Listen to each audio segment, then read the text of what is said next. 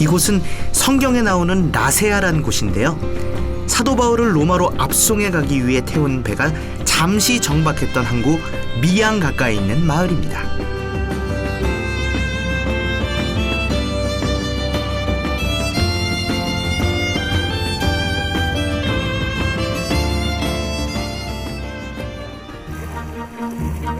라세아는 이제 바울이 로마로 압송되어 갈 때에 언급되는 도시예요. 저기 한번 보세요. 여기 흰 저 건물 있죠? 네. 여기가 바로 미양이니까 성경 말씀 그대로 가깝잖아요. 제 배가 여러 대 돼 있네요. 네. 근데 목사님 말씀드리면은 네. 한 50년 전 얘기 같아. 네. 우리나라 역사로 본다면은 이게 2000년 전이거든요. 성경의 사실이 네, 네. 2000년이 지남에도 불구하고 네, 네. 우리는 이 자리에 와보니까 네. 성경의 기록이 정말 미양과 라세가 가깝다.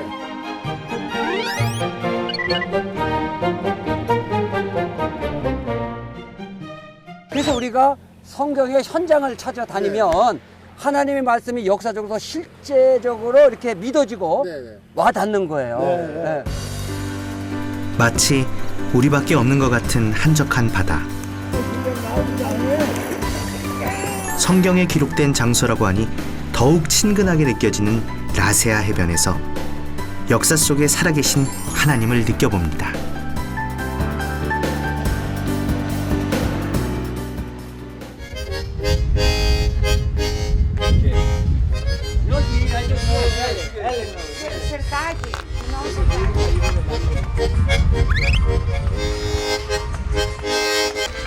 오늘 밤 쉬어갈 라세아의 민박집에서 잠시 흥겨운 시간을 가져봅니다. 가 반대 다리 유쾌하고 여유로운 그리스 사람들.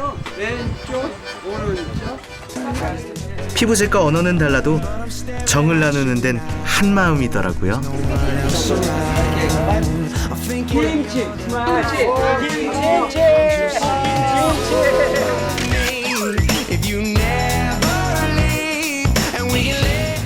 라세아에서 차로 10분이면 닿는 곳. 바울이 실제 머물렀던 미항으로 향합니다.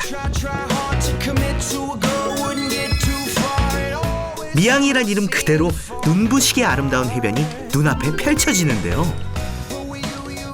이야 정말 멋있다. 장로님 보세요. 이게 미항이에요. 미항 보세요 한번. 미자는 아름다울 미자예요. 그래서 정말 그 이름 그대로 아름다운 항구예요. 그죠? 우리도 한번 이 아름다운 풍력 속으로 빠져봅시다. 물이 정말 맑아서 바닷속이 투명하게 다 보이더라고요. 거센 바람 때문에 로마로 향하던 배가 잠시 미항에 정박하자 바울 사도는 여기서 겨울을 보내자고 주장했습니다.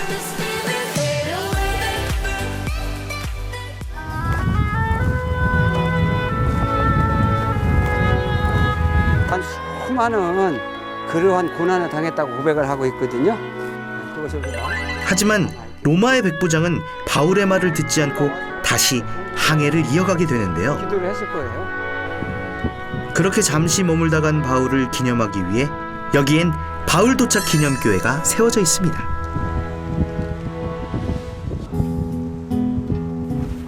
저는 여기 종도 있고요.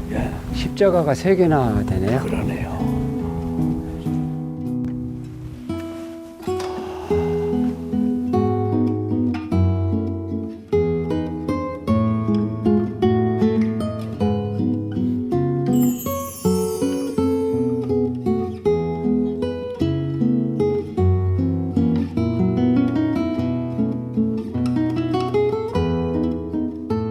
목사님, 이게 사도 바울입니까? 예, 맞습니다. 어떻게 할 수 있느냐면요. 사도 바울은 대머리였기 때문에 항상 대머리 모습을 이렇게 그려놨고요. 그 손에는 학자였기 때문에 항상 성경책을 이렇게 그려놨어요. 이것을 보면 아, 이거는 사도 바울이다 라고 하는 것을 알 수가 있어요. 이제 반면 베드로는 예수님으로부터 열쇠를 받았잖아요. 그래서 손에 열쇠를 들고 있으면 바로 그게 이제 베드로 이렇게 구분을 할 수가 있습니다. 예. 이제 바울과 베드로는 확실히 알겠는데 그럼 이분은 누구시죠? 여기 티토스, 그러니까 바울의 제자 디도인데요.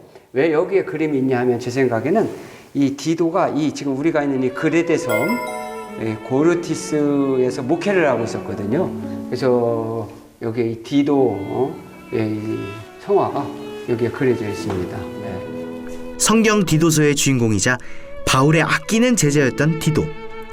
바울이 미양에서 머물려고 했던 이유는 사실 제자 디도를 만나고 싶어서가 아니었을까요?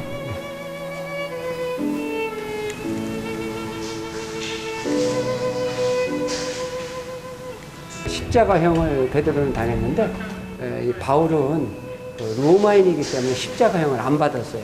그래서 목 베어서 먼저 죽은 거죠. 그 장면을 주변의 환경이 너무 아름다워서 사실은 좀 본질을 좀 잊어버릴 듯 했었는데 여기에 딱 오니까 또 마음이 다시 딱 잡힙니다. 왜냐하면 그림을 보니까 바울과 예수님과 함께 그려져 있는 그림들이 굉장히 많더라고요.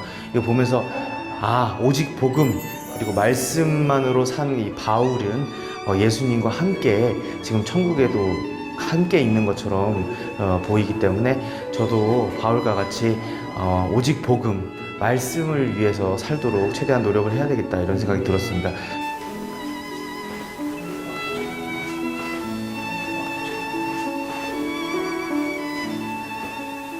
St. Paul was a very important person for us because he bring the Christian message to Europe. And here is the first point, he landed in Europe. It was a very, very good thing he brought us.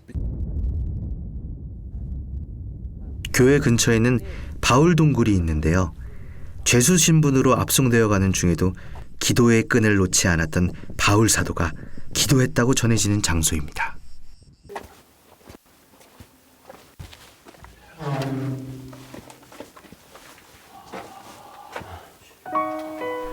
이 좁은 동굴에 갇혀서도 하나님 나라를 꿈꾸었던 사도 바울. 오로지 사명만을 향해 달려가는 그의 삶을 그 누구도 온전히 가둘 수는 없었습니다.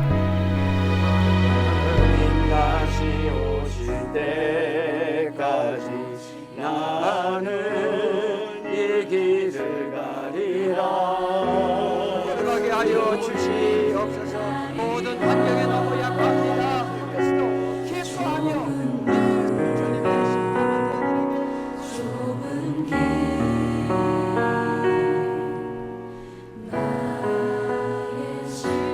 이방인의 사도로 평생을 바쳤던 열정 넘치는 주의 제자 바울. 곳곳마다 복음으로 새겨진 그의 발자취를 우리도 따르고 싶습니다. 성경이 쓰여진 장소에 내가 와 있다. 거기에서 어떤 하나님의 말씀을 내가 들을 거냐. 바울의 여정을 통해서 바울의 그 발걸음이 내가 바른 것 같고 또 바울이 타고 왔던 그 배를 내가 타는 것 같고 정말 이렇게 역사적이고 그리고 신앙적이고 그런 현장에 와서 또 이렇게 기쁨을 즐길 수 있다는 것 자체가 너무 감사하고 우리 예수님이 엊그제 다녀가신 것 같고 바울이 엊그제 다녀간 것 같고 너무 가깝게 접해져서 성경 내용이 그대로 믿어지고 바울 선생님의 그 여정을 느끼면서 그 은혜 받은 것이 너무너무 좋습니다. 2000년 전 성경 속 이야기를 그대로 따라가는 여행. 성경 속 역사가 생생한 실제가 되는 곳. 가는 곳마다 남아있는 사도 바울의 흔적을 통해 하나님의 섭리를 깨닫는 은혜로운 여정. 여기는 그리스의 바울루트입니다.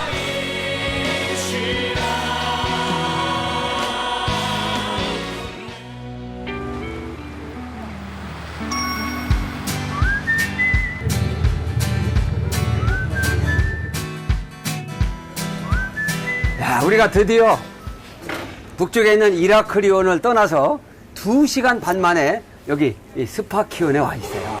그런데요, 이렇게 멋있는 곳 바로 앞에 바울이 풍랑을 만난 가우다 섬이 있는 거예요. 자, 우리가 이제 바울의 심정을 생각하면서 본격적으로 바울의 여정을 한번 답사해 보도록 하겠습니다.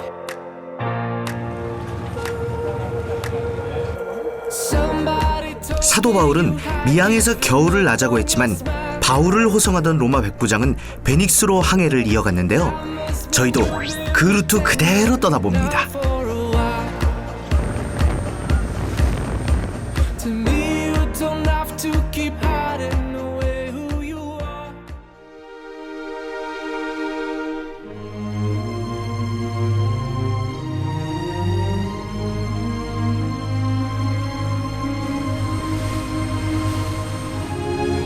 하나님의 뜻을 대언하는 사람 바울의 말을 듣지 않고 선장의 말만 듣고 베닉스로 향했던 배. 결국 그 항해는 순탄치 않았습니다. 가우다 섬 근처에서 유라굴로라 하는 큰 풍랑을 만나면서 엄청난 위기를 맞게 되죠.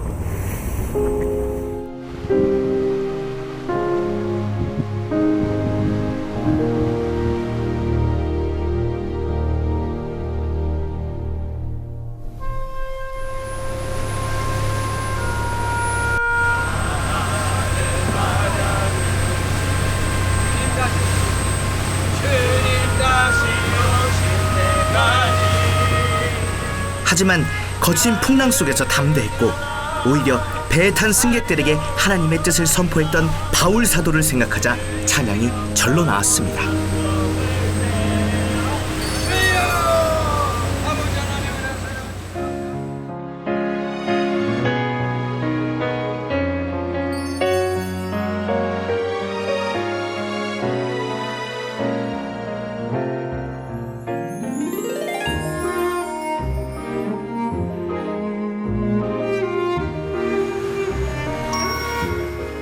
배를 탄 항구에서 30분 만에 도착한 베닉스. 그리 멀지 않은 거리임에도 바울이 탄 배는 풍랑에 떠밀려 말타 섬에 표류하는 바람에 결국 이곳엔 오지 못했죠. 우리는 베닉스 섬의 작은 돌산 위로 올라가 봤는데요.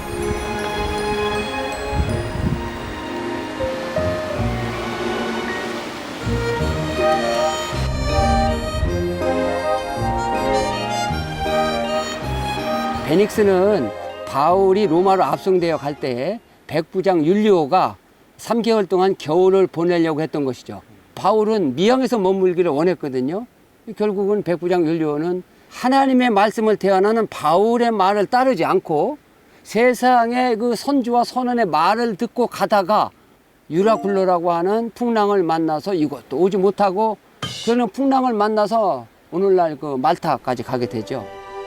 하나님의 말씀보다 사람의 말을 귀담아 듣다가 결국 목적지에 이르지 못하는 것. 우리의 신앙 여정도 마찬가지란 생각을 해봅니다.